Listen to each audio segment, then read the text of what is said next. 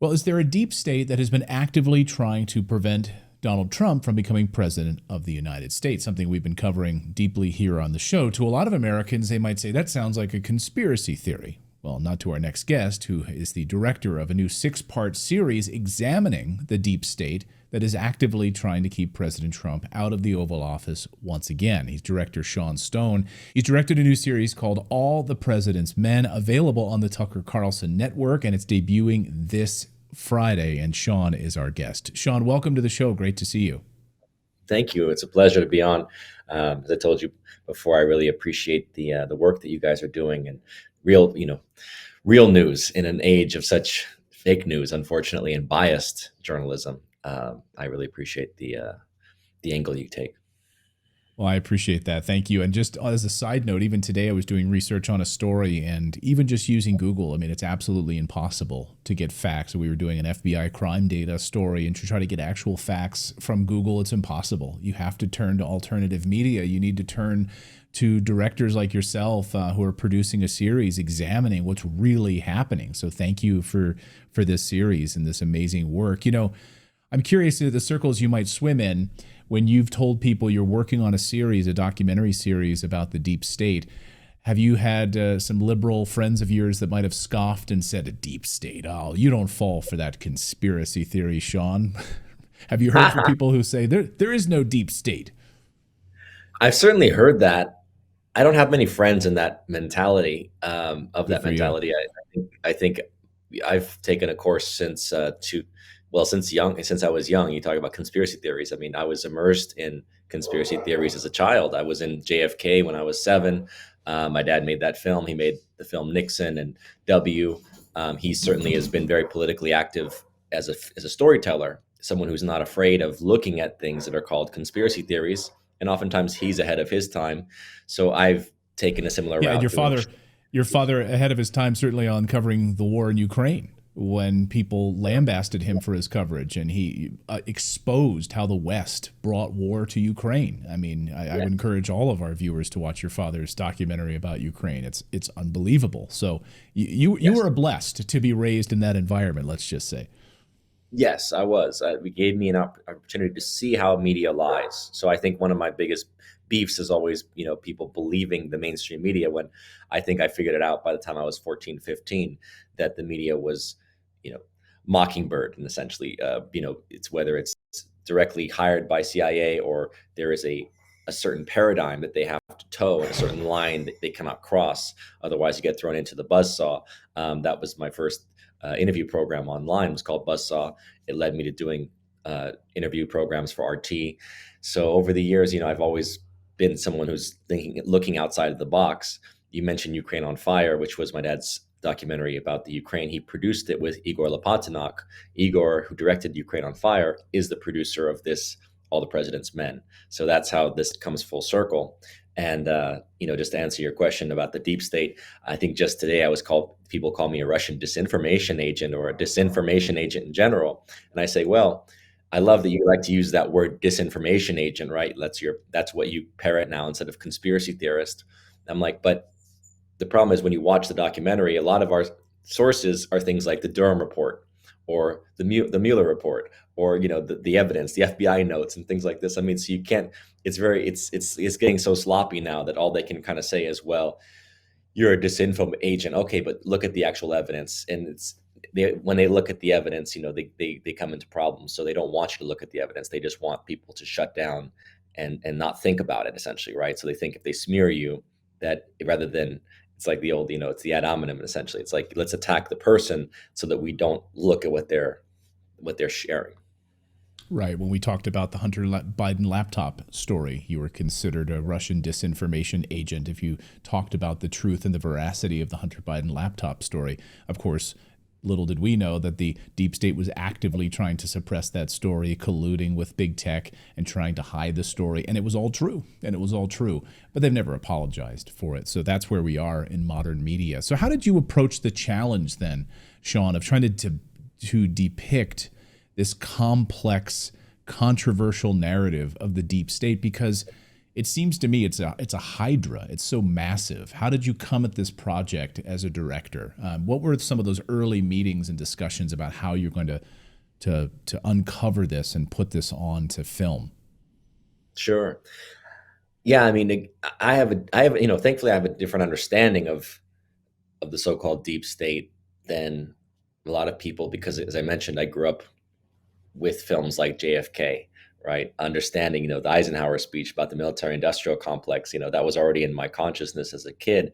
And then seeing this perpetuation of wars. So I think a key aspect of this apparatus, what can be called the deep state or the permanent bureaucracy, right? The people that go from, FBI to CIA to the big, the big corporations, or the Cheney types. They go from Halliburton to vice president. I mean, it's this revolving door, right, of the military contractors or those that profit from this massive, MIC, and then these agents within the bureaucracy that essentially serve that agenda. So it wasn't difficult for me to understand that, but there was also an element that I think I brought to this, which was my book that I wrote for my senior thesis at college was on the New World Order. And this is something that people are starting to pick up on a lot more in the last few years, COVID especially, right? They've been talking more about the globalists and the global agenda to basically immerse us into this one world government. Well, this is an old conspiracy. This is not something that conspiracy theorists actually made up. This is a conspiracy that the British Empire was talking about.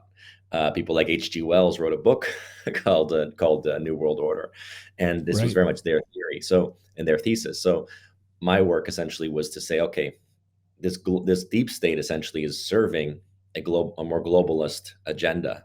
This is not a nationalist agenda. These people are not serving the interests of the United States Republic. And that's why now we get to this place where you have debates with people, whether they be Republican or Democrat, doesn't matter. And they'll go, well, doesn't Ukraine's security, isn't that in our interest? And I go, no, the American Republic doesn't have a national interest in security of Ukraine. Oh, well, but if Ukraine wants to, and like, yeah, well, if Ukraine wants to pick a fight with its neighbor, America doesn't have to foot the bill.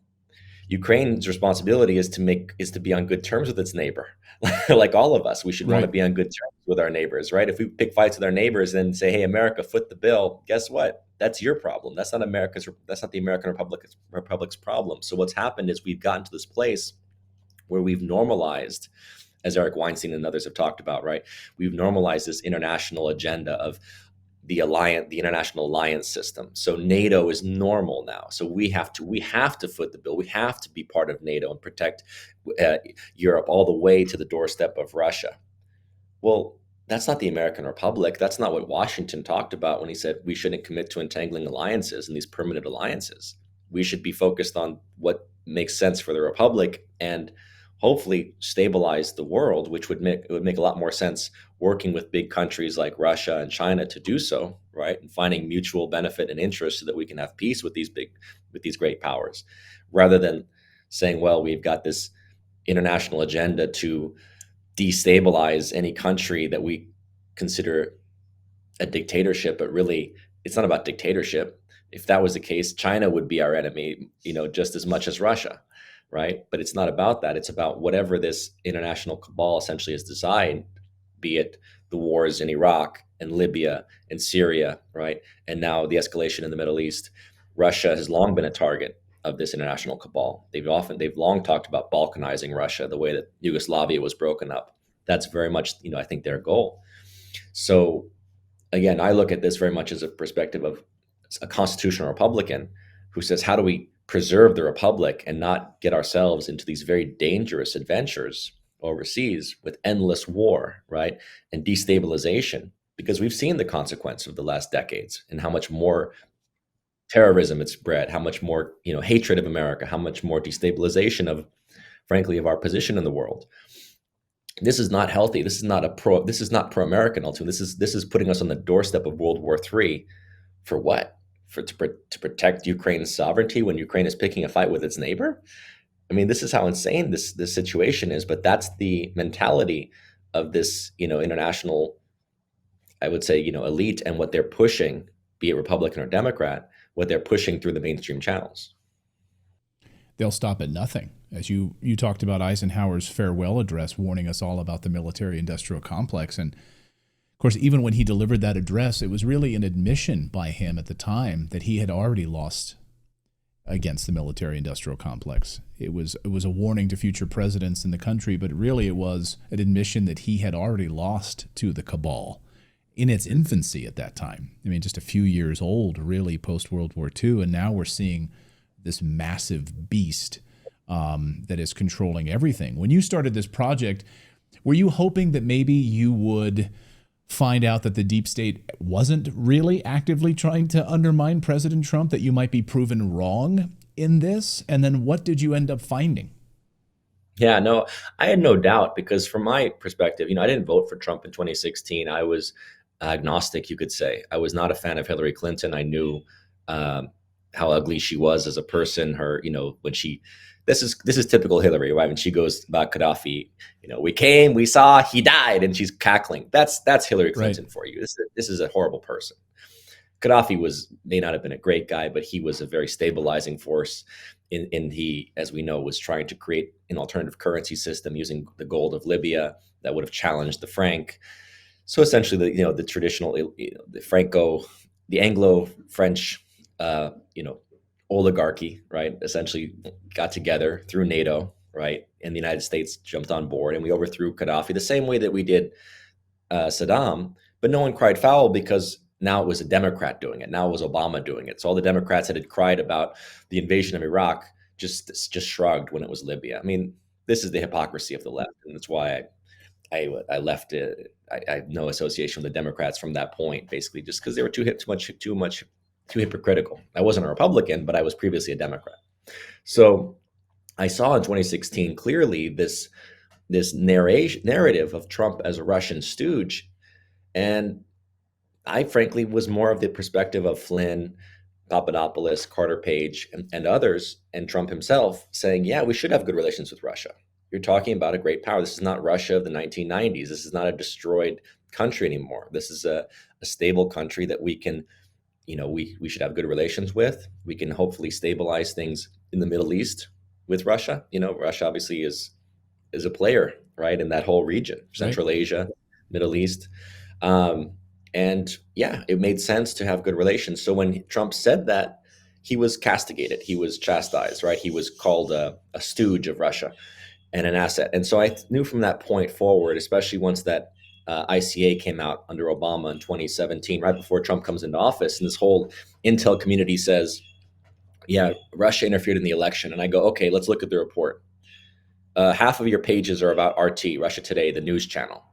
So if RT doing news, reporting on stories, RT, which at that time I was working for RT, Jesse Ventura was working for RT, Chris Hedges, Larry King, Tom Hartman, like all these people, right? I mean, that are just typical American journalists or, and hosts who are simply putting on perspectives that are alternative to the mainstream media. Right? None of us were Russian stooges. We were simply putting out stories, most of which weren't about Russia, weren't about American policy to Russia. We're just doing stories on that were considered in the old days would have been like, anti-establishment stories, right? Covering the things like the Obama's drone strike programs and assassination programs, things like this. And so I'm sitting there going, if RT is the way that Russia interfered in the election, then you guys have a very thin case. So I already understood that this whole notion of Russian interference in 2016 was pretty bogus, because there was nothing substantial. There was no Russia hacked into voting machines, Russia altered votes. It was influence.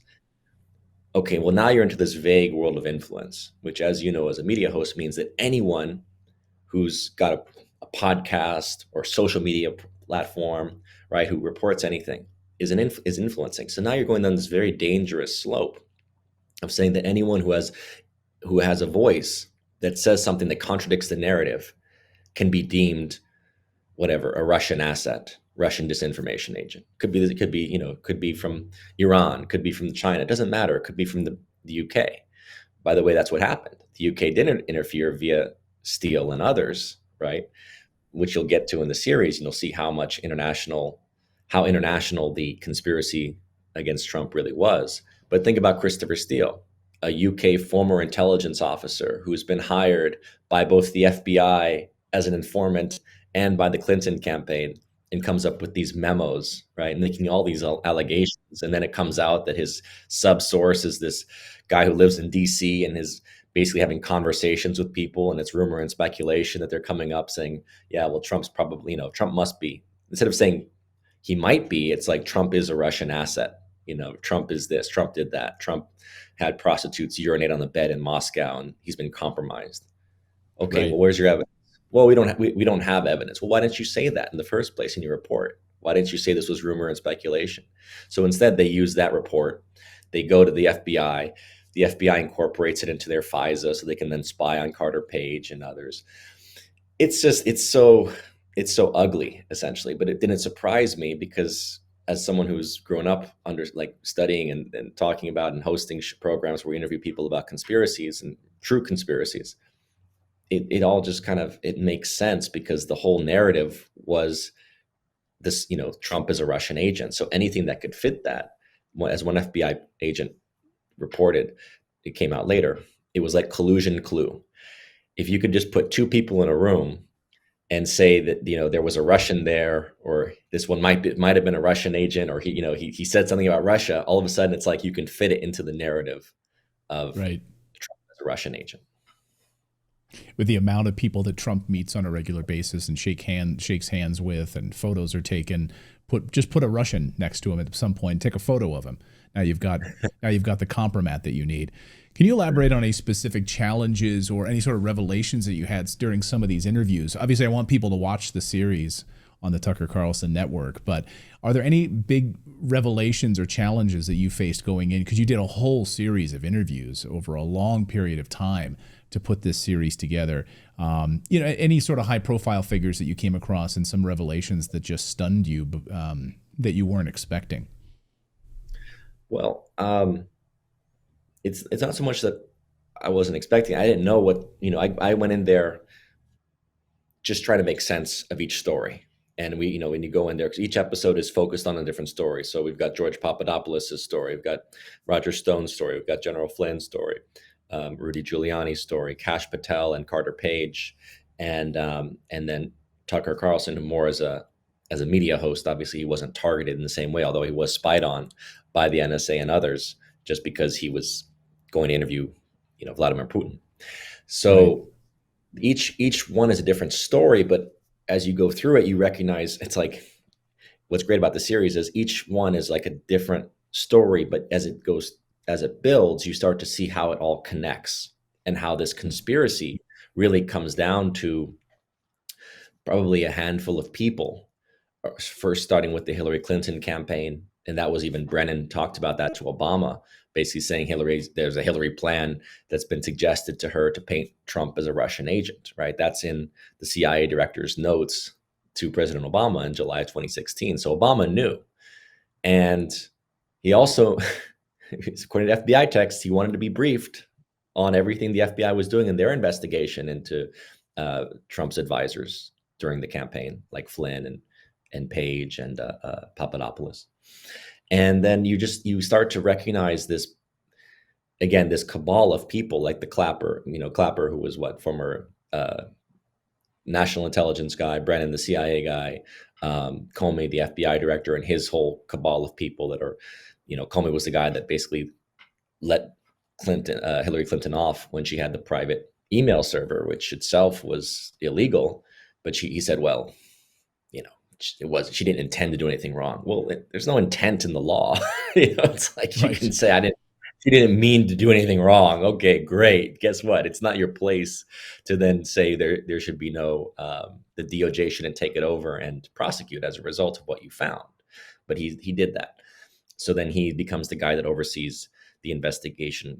That was first Crossfire Hurricane into those advisors, and then into Flynn. He sends the agents to then interview Flynn. And all this stuff. I mean, you just go through it and you just see these moments in the story where it's just like, my God, how corrupt this cabal is. And again, motive, we can't know exact motive, but we can presume based on the evidence that you're talking about a motive of wanting to keep Russia in a position that it now is, where Joe Biden has not had one phone call with Putin, right? In the 4 years that he's been in office, he hasn't had one phone call to talk to Putin to try to make a peace between Russia and Ukraine. That's the way that they want to treat Russia, right? It's like, we just want to ignore you. We want to escalate this conflict to, have Ukraine sending drones into Russia. We want to ultimately try to bleed Russia and then ultimately try to find a way to strike Russia. That would be the goal of this cabal, I would say. And, the deep state cabal. And they are globalists, for the most part. They don't believe I don't think they believe in America's interest as a republic. They just want, there's a conjunction of financial motivations. I mean, you look at things like, BlackRock, right? BlackRock has already bought in how much, into Ukraine's property, and they use it as collateral for their, for their books. This is the nature of war. It's real estate, it's supply lines, right? It's when countries like Ukraine are, you're basically, we've sent almost 200 billion at this point. It doesn't necessarily go directly to Ukraine, right? A lot of that goes to our arms industry. That which does go to Ukrainians oftentimes is, I say, we know that Ukraine was considered the most corrupt country in Europe. That's why they wouldn't let them into the EU, and they had all kinds of problems in the last decade or so because of corruption. So where does that money really go, right? Is it going to the Ukrainian people? Of course not, right? This is going into different corporations that have bought into Ukraine, like the BlackRocks and others, and who knows where else. So it's a system. It's a system that essentially wants to perpetuate war because that creates dependency. More than anything, I would say it creates dependency, right? Because societies that are in situations of chaos or war, essentially they need investments, they need support, be it from, you name it. Well, they'll sell their resources in exchange for whatever the support they need, aid, food, right? They'll give their resources of oil, or they've got certain natural resources, right, in the Ukraine. They've already deindustrialized, by the way. That was part of my dad's documentaries, Ukraine on Fire, and the second one, Ukraine Revealed, I think, is a sequel. And they talk about how much Ukraine was a major industrial power in the wake of the Cold War, if you recall, during the Soviet era. And basically, once the Western interests came in, they stripped it of, just like we did, within America, right? It's like the financial interests come and they strip the industrial power. So Ukraine has been exploited in many ways, to the place where, at the time of the war started, I believe the average income in Ukraine was like $300 a month or something. I mean, it was horrible. People in Ukraine are really living in very low, let's say low standards of living. And so, again, you're talking about a system that exploits, goes in, extracts as much as it can, right? And war is the best way to do that. Right. War or catastrophe, right? When you have a hurricane or a typhoon, you see these parasites who show up immediately and take advantage of it. And you're right, of course. Then they have these massive loans to the International Monetary Fund, backed by the U.S. dollar, and so now their entire future is basically mortgaged for this money, for these loans that they'll never be able to repay, and it's absolutely tragic for the Ukrainian people. I guess I don't want to ask you to be too much of a prognosticator, but here we are just a few days before the U.S. election, and we're seeing massive numbers from President Trump's side. I know I've said this, and I don't mean to drag you into this, but I've said this repeatedly on this show for the past year and a half, at least, that the deep state will not allow President Trump to become president, that they will do everything in their power, come hell or high water, despite any voting, to keep him out of the White House, whether it's some sort of martial law, because now we're thrown into a massive war in the Middle East that is not in the United States' interests at all, or some other method to keep him out of the Oval Office. They're deeply scared of that. So in all of your interviews, all of your discussions with these people who are affected by the deep state, what is your sense of what's about to happen at the U.S. election? Well, we actually get into the election a bit with Rudy Giuliani in 2020, in his arguments and his cases that he was trying to present to the state legislatures at the time, because there's no, you can't look at 2020 and say that's a normal election. And I think that's the problem we're in now, is that we've gotten to a place where we're normalizing the idea of millions of mail-in ballots and counting for days. And whenever you get into that situation, it's no longer about who casts the votes, it's who counts the votes, right? Same with the machines. I mean, the machines were talked about by Democrats for many years. And I think going back to 2004, actually, there was a lot of speculation that 2004's election was rigged against Kerry. I remember the old question of Ohio and the voting machines there. There was never an adequate challenge because, again, there's a system, I would say, of Democrats and Republicans that when it comes to war and profiteering, they're gonna both stand up and side with each other, right? I mean, we saw it during the Iraq War, and Hillary and Joe Biden and everybody was, buddy buddy, and now Cheney is supporting Kamala, right? So it's like that's the real system.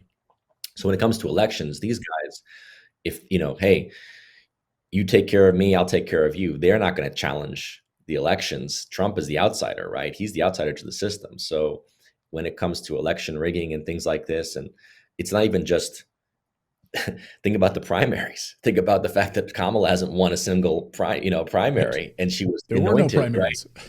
Yeah, and Right. she was anointed to be the Democrat president. So, and I remember also, I remember the primaries being rigged against Bernie in 2016, and they were rigged Oh, against for Hillary sure. in 2008.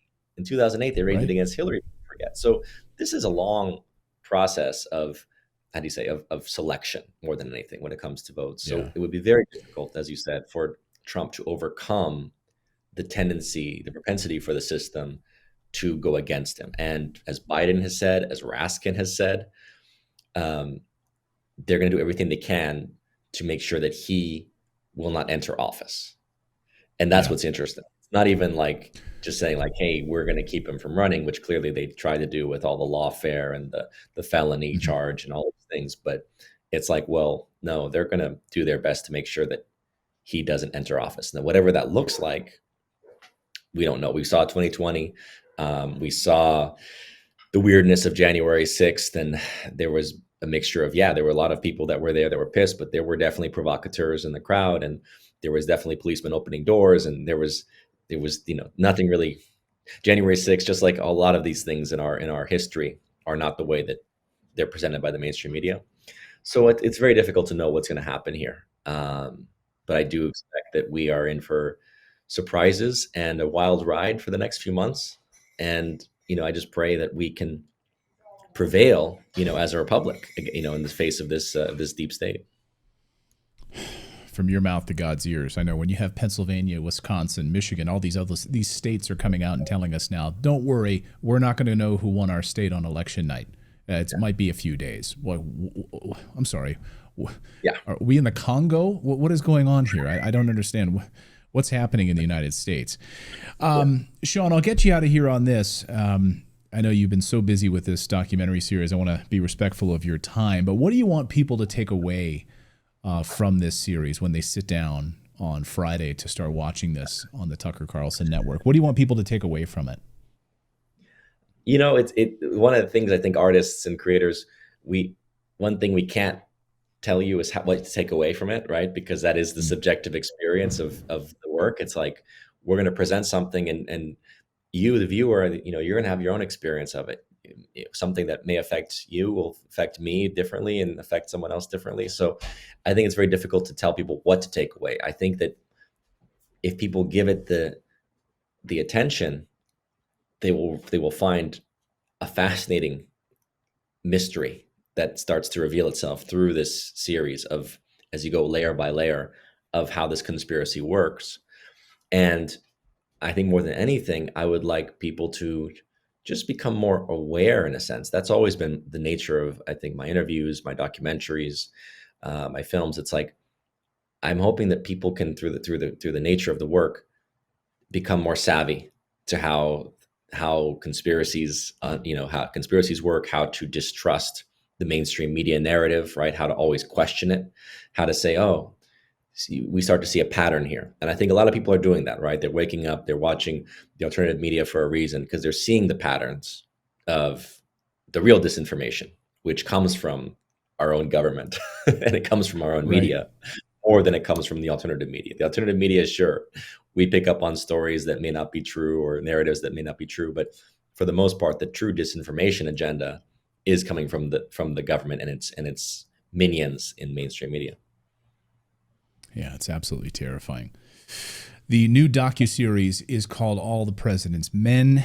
It arrives on Friday on the Tucker Carlson Network. My guest has been the director, Sean Stone, who spent many, many years putting this together. So go give it a watch. And we need more content like this. We need more documentaries like this, trying to get the truth out there. So, Sean, thank you so much for your great work, and we're all excited to watch it. Thank you. Appreciate it.